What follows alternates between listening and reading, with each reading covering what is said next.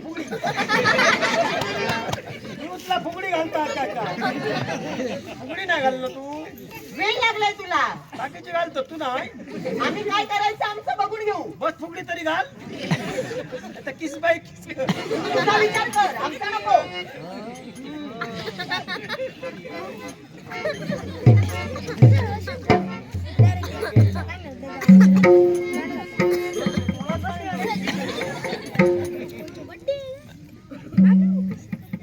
राजे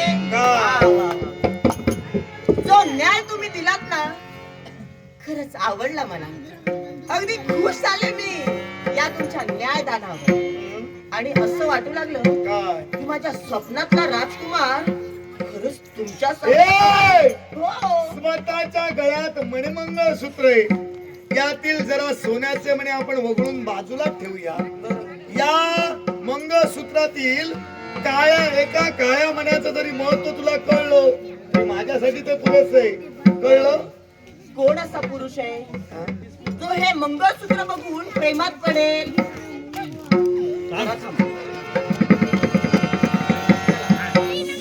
माझ्या राज्यातील स्त्रियांना सक्त ताकीद आहे तुम्ही कुणाचाही आदर्श घ्या त्यापेक्षा तुमच्या मनाला वाटेल तसं मन मानेल तसं जगा पण हिचा आदर्श मुळीच घेऊ नका कारण ज्याप्रमाणे लुगडी बदलावी त्याप्रमाणे नवरा बदलते फक्त तुमच्यासाठी चाललंय कारण माझ्या स्वप्नातला राजकुमार फक्त तुम्ही आहात आणि याच्यासाठी आज मलाही वाटू लागलं आज तुला काय वाटतंय सांगू मनमोहना तू राजा स्वप्नातला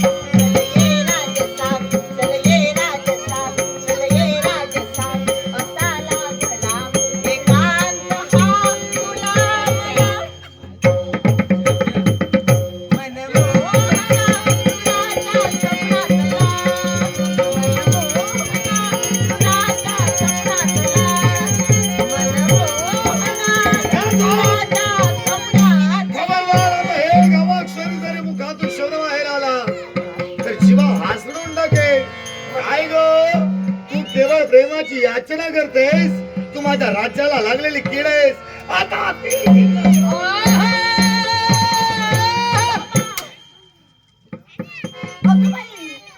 माझ्या स्वप्नातला राजकुमार आला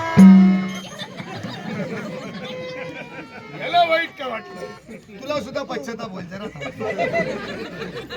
नाही मला वाईट का वाटलं माहितीये का तू इथे येण्यापूर्वी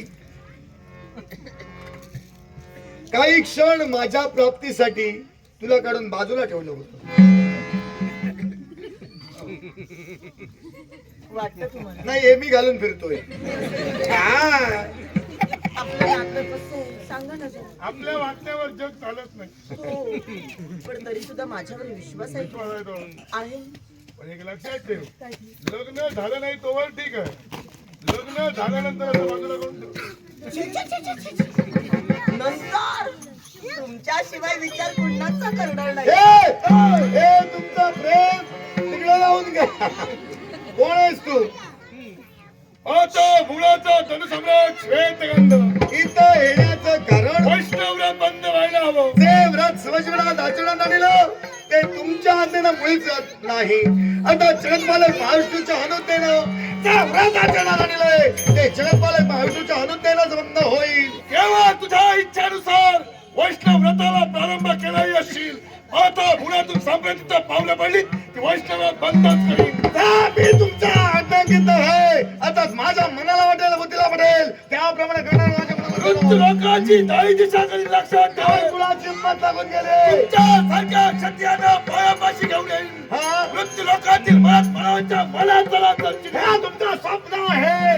जोपर्यंत आमच्यासारखे सक्षम राजकर्ते या पृथ्वीच्या पाठीवर आहे तोपर्यंत आम्ही भूपती आहोत. तोपर्यंत तुमची इच्छा केव्हा पूर्ण होणार नाही. तुमच्यासारख्या भूपतींना केव्हाच पायदळी तुडू, तुमच्या मनात फिरून स्वतःची क्रांती करून घेऊ. त्याच्यापूर्वी किती काढे प्रयत्न केला पण ते पतंग प्रमाणे उडून गेले याची कल्पना तुम्हाला नसेल. परिपूर्ण कल्पना आहे, पण स्वतःच्या आत्मविश्वासाच्या जागे करून त्यांनी परिपूर्ण पण हात आत्मविश्वास केवळ हात पण आशाच कारणीभूत ठरेल. भाषा ठरला तरी चालेल, पण स्वतःचे साध्य केल्याविना माघारी जाणार. माझ्या हिंसित हृदयाशी कवटाळून तुम्ही पर्यंत आला आहात. त्या तुमच्या मार्गात राजा गुणवंतांचा रस्ता उभा आहे. कोणत्या पद्धतीनं तटस्थपणे उभा आहे? तुला पायाखाली घेऊन तुझ्या पाण्यावर दादा नाचून स्वतःची साध्य करून माझ्या समोर प्राण करतील ते तिथे छेदल्याशिवाय राहणार नाही. काय कुणाची हिंमत?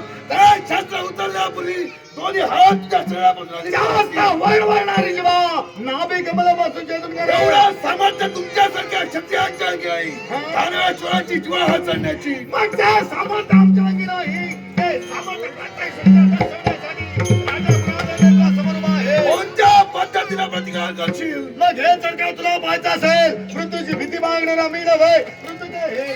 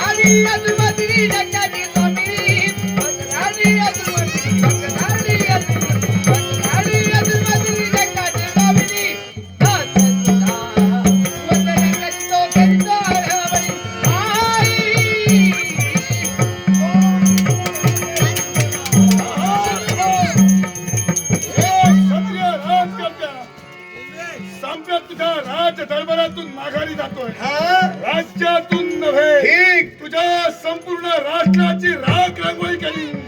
तुझ्या राज्याची राख रांगोळी उद्ध्वस्त केली.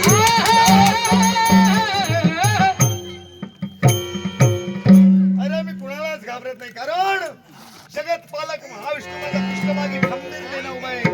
मावशी कारण